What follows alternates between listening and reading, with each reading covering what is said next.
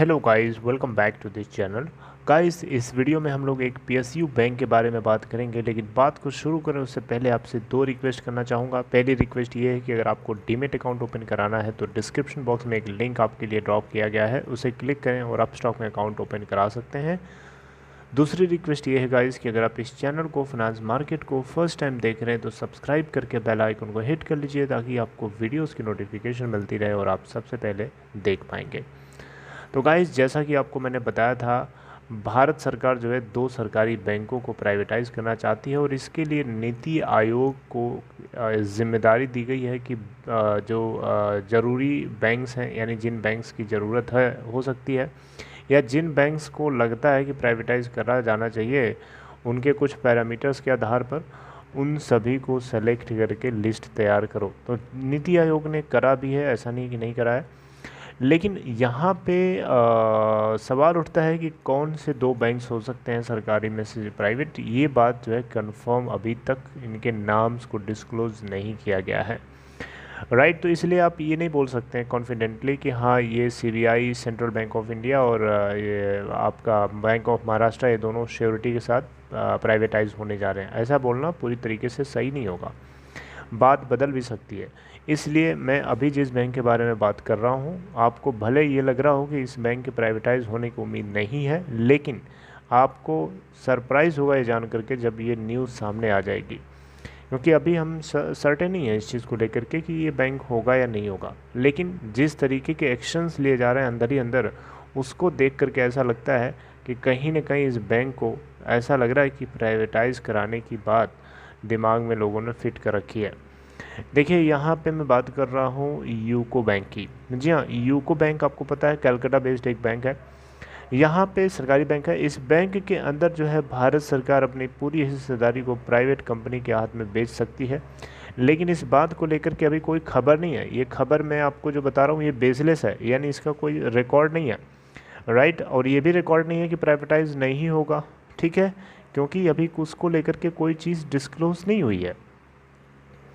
अगर पहले ही वो चीज़ डिस्क्लोज कर दी जाएगी तो फिर उससे बात जो है ख़राब हो जाती है, समझ रहे बात को। तो उस चीज़ को छुपा के रखा गया है। आगे आने वाले महीनों में या कुछ दिनों में अगर पता चलती है तो आपको पता चल जाएगा। देखिए, लेकिन इस बीच में मैं क्यों बोल रहा हूँ कि कुछ इशारे दिख रहे हैं कि यूको बैंक को इस तरीके की प्लानिंग के अंदर डालने की कोशिश करी जा रही। तो देखिए, यूको बैंक को बेसिकली ना पीसीए के फ्रेमवर्क से बाहर निकलवाने के लिए जो है अलग अलग लेवल से कोशिश करी जा रही है, और एक बार नहीं कई बार करी गई है। पीसीए फ्रेमवर्क क्या होता है? रिज़र्व बैंक ऑफ इंडिया की तरफ से ये एक कह सकते हो कि एक टैग होता है। जब किसी कंपनी या बैंक के ऊपर, फाइनेंशियल कंपनी के ऊपर ये टैग लग जाता है, तो वो बैंकिंग कंपनी या फाइनेंशियल कंपनी जो होती है सर्टेन लिमिटेड जो है अपना बिजनेस करती है, यानी एक दायरे में रह करके उसका जो एम्बिट होता है, यानी उसके काम काज करने का, बिजनेस करने का जो सर्कल होता है, उसकी रेडियस छोटी हो जाती है, राइट। अब वो छोटी रेडियस के अंदर ही, छोटी रेडियस के सर्कल के अंदर ही बिजनेस कर सकता है, ज़्यादा एक्सपेंशन नहीं कर सकता है। और पीसीए का टैग तभी लगता है जब किसी बैंक या फाइनेंशियल कंपनी की परफॉर्मेंस काफ़ी ख़राब चल रही हो, क्वार्टर दर क्वार्टर उसके लॉसेज आ रहे हों, एनपीए बढ़ता जा रहा हो। तो ऐसी ही कुछ सिचुएशन यूको बैंक के साथ भी देखने को मिली थी, और 2016 के अंदर, आई थिंक 2016 या 2017 में, इसको 2017 के अंदर मई 2017 के अंदर इस बैंक को पीसीए के अंडर डाल दिया गया था। तब से लगातार अभी भी है। तो इसके ऑफिशियल्स की तरफ से बार बार इस बात को लेकर के कोशिश करी जा रही है कि यूको बैंक को बाहर निकाला जाए। इवन आपने नोटिस किया होगा कि लास्ट के 3 क्वार्टर से ये बैंक जो है प्रॉफिट जनरेट करने लग रहा है, राइट। अब जिसके चलते लोगों को ऐसा लग रहा है कि जो है इसको पीसीए से बाहर आना चाहिए। देखिए, Q4 के अंदर अगर हम देखें फिजिकल ईयर 2021 के, तो इसको 80 करोड़ का नेट प्रॉफिट हुआ था, ठीक है। और पूरे साल के बेसिस पे देखें, यानी पूरे फाइनेंशियल ईयर 2021 के लिए देखें, तो 167 करोड़ का बैंक को नेट प्रॉफिट हुआ था, ठीक है। तो देख सकते हैं, इसको पीसीए से बाहर निकलवाने की कोशिश कहीं ना कहीं इस बात की तरफ इंडिकेट करती है कि बैंक अपने फाइनेंशियल स्टेटस को इस लेवल तक लेके जाना चाहता है कि अगर सरकार का कभी आगे चल के मूड बदलता है, उस केस में इसको हायर वैल्यूएशन मिल सके। इस बैंक के लिए अगर आप देखें तो Q4 के अकॉर्डिंग इसका कैपिटल एडिक्वेसी रेशियो जो है 13.74 है, जबकि एक जो मिनिमम रिक्वायरमेंट है रेगुलेटरी के अकॉर्डिंग वो है 11.5% का। तो देख सकते हैं काफ़ी ज़्यादा दूर तो नहीं है लेकिन क्लोज है ज़रूर। एनपीए की बात करें, नेट एनपीए की बात करें तो इसमें 3.94% निकल के आता है। ठीक है, इसके अलावा अगर आप देखें तो ROA यानी रिटर्न ऑन एसेट्स जो है 6% के आसपास है। राइट, तो गाइस ये अपडेट है यूको बैंक को ले करके, जिससे पता चलता है कि बैंक कहीं न कहीं पीसीए के फ्रेमवर्क से बाहर आने की कोशिश कर रहा है, एंड जिसका सीधा सीधा इशारा कहाँ है, प्राइवेटाइजेशन को लेकर के।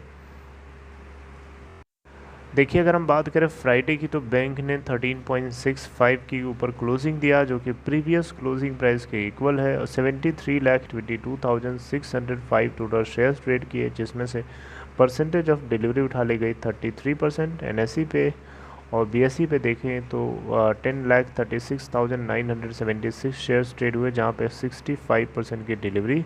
मार्केट कैप है इस बैंक की 16,331.84 करोड़ रुपए, और इस बैंक का 52 वीक लो है 10.60 का, और 52 वीक हाई है 16.76 का।